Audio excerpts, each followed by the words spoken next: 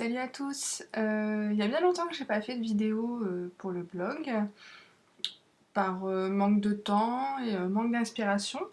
Mais là j'ai une bonne raison éventuellement de vous en faire une. Donc si vous me suivez sur Facebook, j'en ai parlé hier ou avant-hier. Non, hier.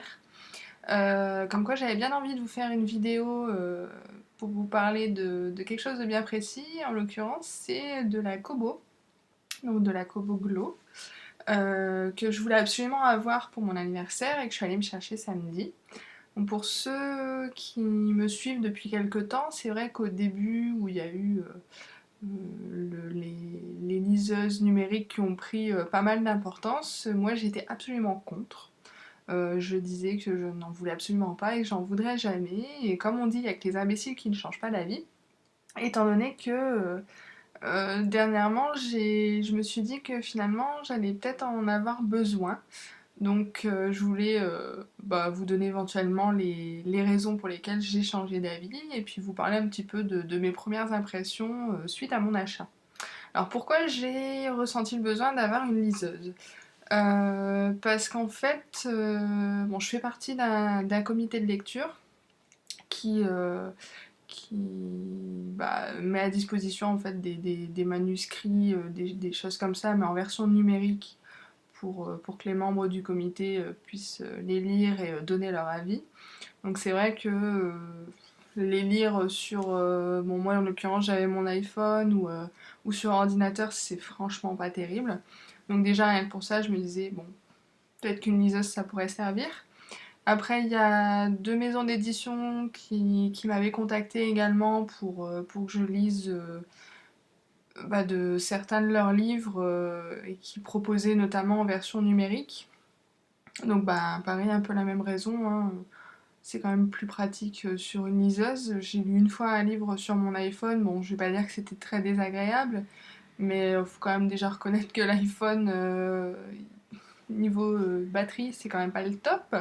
Donc déjà, en plus, devoir lire un livre dessus, c'est pas forcément très très pratique. Et puis bon, c'est pas le meilleur confort de lecture non plus, c'est quand même assez petit. Donc je me suis dit pourquoi pas une liseuse pour ces raisons-là. Et puis après, c'est vrai que je voyais notamment sur le site de la FNAC qu'il y a beaucoup de classiques qui sont passés gratuits en version numérique. Même si je suis pas spécialement férue de littérature classique, bon, de temps en temps, c'est vrai, je vois, il y a quelques livres où je me dis, bon, c'est vrai qu'il faudrait que je le lise, ça m'intéresserait. L'exemple qui me vient en premier, là, c'est notamment 20 000 lieues sous les mers. Non, je vous dis une bêtise, c'est Le Tour du monde en 80 jours de Jules Verne que j'aimerais bien découvrir. Donc je me dis, bon, en même temps, en version numérique, c'est gratuit, donc pourquoi pas? Parce que c'est pas forcément des livres auquel je serais attachée, enfin que j'aurais particulièrement envie, absolument envie d'avoir dans ma bibliothèque. Et tout ça pour dire que c'est absolument pas pour remplacer mes achats de livres, hein, puisque j'achèterai toujours des livres. En fait, les livres, je vais dire mes lectures plaisir de ce qui me tente, je continuerai de les acheter parce que je garde le même attachement à l'objet, au livre, surtout que c'est vrai que maintenant il y a des livres qui sont vraiment magnifiques au niveau des couvertures, donc que je voudrais toujours avoir dans ma bibliothèque. De toute façon, je ne manque pas de place au niveau de la bibliothèque, donc ça va, je peux encore acheter des livres sans souci. Donc c'est absolument pas pour remplacer, je vous dis, bon, c'est plus pour lire des manuscrits, des choses comme ça, les classiques.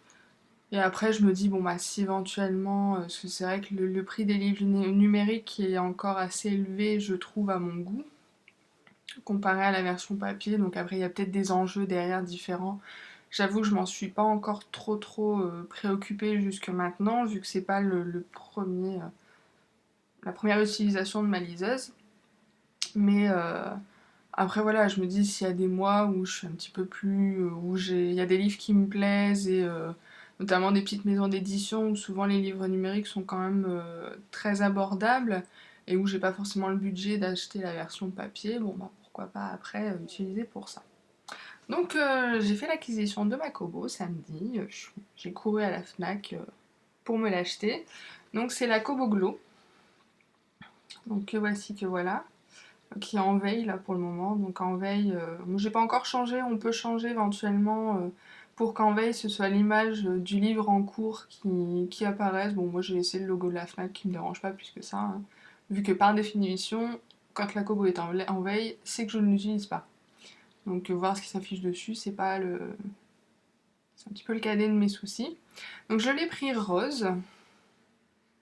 Ça va, c'est assez... à l'écran, ça passe assez bien, c'est assez ressemblant au niveau. Je la trouve vraiment super jolie. Donc vous voyez par rapport à ma main la taille qu'elle fait. Donc c'est vrai que j'étais surprise, sur le coup je la voyais un petit peu plus grande. Finalement c'est très bien. Donc je vais vous la sortir de veille pour vous montrer. Donc voilà, hein, à la sortie de veille ce qui s'affiche. Donc vous voyez le dernier livre. Donc ici c'est le dernier livre en cours de lecture. Et là c'est les autres livres que j'ai téléchargés. Notamment sur le site de la Fnac. Donc vous voyez, ça c'est 2 Sherlock Holmes notamment, parce que les Sherlock Holmes sont gratuits. Donc voilà, puis après vous naviguez tranquillement dans les menus. Donc là il y a l'accès à la bibliothèque. Donc vous voyez, soit vous avez tous les livres, tout ce que vous avez téléchargé, ou vous avez notamment les étagères. Donc j'ai commencé à créer des étagères, moi notamment avec les nouvelles et les manuscrits du comité de lecture. Après vous classez un peu comme vous voulez, hein. Voilà, alors pourquoi j'ai choisi la Kobo Glow? Bon, notamment pour le côté lumière. Donc vous voyez, là on voit bien. Il faut savoir que c'est une lumière qui n'est pas du tout, qui n'agresse pas du tout les yeux, c'est vraiment très agréable. Et vous pouvez régler l'intensité hein, de la lumière. Enfin, normalement. Faut que j'ouvre un livre, je pense que ça ira mieux. Enfin ouais, vous pouvez régler, il y a pas mal de réglages. Enfin, l'étendue du réglage est très intéressant. Euh, Donc voilà, vous avez le système de synchronisation qui est assez sympa. Je l'ai utilisé hier notamment parce que j'ai paramétré donc mon compte Fnac sur la Kobo. Et donc j'ai téléchargé, en tout j'ai choisi 18 livres donc gratuits sur la Fnac. En fait vous les mettez dans votre panier normalement et après vous les... C'est comme si vous achetiez quelque chose. Et à la fin ils vous disent bah voilà, vous appuyez sur synchroniser, donc qui est ici. Donc il suffit d'appuyer sur synchroniser. Si vous avez paramétré le Wi-Fi dessus, ça va synchroniser tout seul en fait et mes livres sont apparus au fur et à mesure. Donc pas besoin de brancher à l'ordinateur ni rien. Ça je pense que c'est que quand vous passez par la Fnac, hein.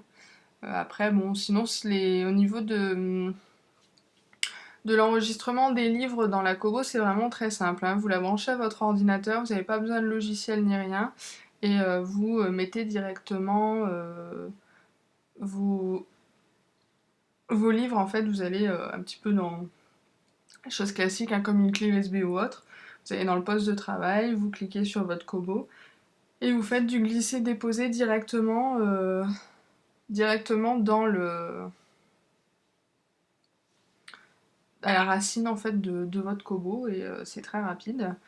Ce qui m'a fait choisir la Kobo aussi, parce que c'est vrai que les liseuses, j'en ai pas mal. C'est notamment le fait que c'est la liseuse qui supporte le plus de formats, donc de formats de livres, notamment l'EPUB ou le PDF aussi notamment, et d'autres formats. Donc je me dis bon au moins c'est quand même plus simple. Au niveau de l'offre Fnac, donc en plus ce qui vous permet d'acheter un petit peu sur toutes les librairies en ligne et de pas être juste bloqué sur une librairie, donc vous avez quand même plus de liberté. Je trouvais qu'au niveau rapport qualité-prix, c'était intéressant. J'ai pas mal parcouru internet pour lire des avis, etc. Notamment l'avis de l'elfe du blog Imagine Elf qui justement 2 jours avant que j'aille acheter ma Kobo avait fait son article puisqu'elle a aussi une Kobo et pour donner son avis elle en était très contente donc ça m'a encore plus confortée. Donc c'est vrai que je la trouve très bien et les avis d'une manière générale étaient très positifs, voire même plusieurs fois j'ai lu que c'était la meilleure liseuse numérique de 2012. Donc avec un très bon rapport qualité-prix, donc voilà. J'ai commandé sur Amazon, alors par contre le gros reproche que je fais c'est que la Fnac sont un peu légers au niveau des protections, des housses de protection. Ils en proposent pas beaucoup et je crois qu'il doit y en avoir juste une ou deux à 35 €, donc pour une protection c'est un peu limite je trouve. On est quand même à quasiment un quart, oui, on est à, oui, même plus d'un quart du prix de la Kobo pour une housse. Bon, Je trouve ça un peu exagéré, mais par contre sur Amazon il y en a énormément. Moi j'en ai commandé une à 12 €, bon, qui devrait m'arriver d'ici quelques temps et qui a l'air très très bien, hein, qui va très bien faire son job, c'est-à-dire protéger l'appareil. Donc je vous recommande plutôt d'aller voir ailleurs ce qui se fait plutôt que de foncer directement tête baissée sur les offres de la Fnac qui sont très limitées. Je crois que j'ai fait le tour de ce que je voulais vous dire. Bon, au niveau, d'après ce que j'ai lu, bon, moi j'ai pas encore trop eu le temps de voir. Au niveau batterie, c'est très très satisfaisant. Si vous la rebranchez de temps en temps sur l'ordinateur, histoire de mettre quelques livres dessus, je pense que ça va être largement suffisant pour la recharger. Moi, à première vue, c'est vrai que la batterie ne se décharge pas trop vite, donc c'est très bien. Et puis bon, c'est vrai que pour le moment, je l'utilise principalement chez moi, vu que j'ai pas de transport en commun ou autre pour aller travailler, donc c'est vrai que souvent je l'utilise chez moi, mais à première vue, la batterie, moi, elle reste tout le temps, dès que je l'utilise pas, elle reste en veille, et je vois quasiment pas la batterie baisser, et c'est ce que j'avais lu sur internet, donc ça m'a l'air très correct.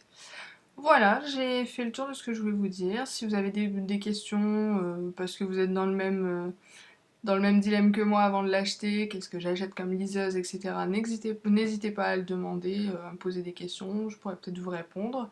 Et sinon, moi, je vous dis à bientôt et peut-être pour une autre vidéo. Si j'ai des idées, si vous avez des idées, je suis toujours preneuse. Ciao, bye bye!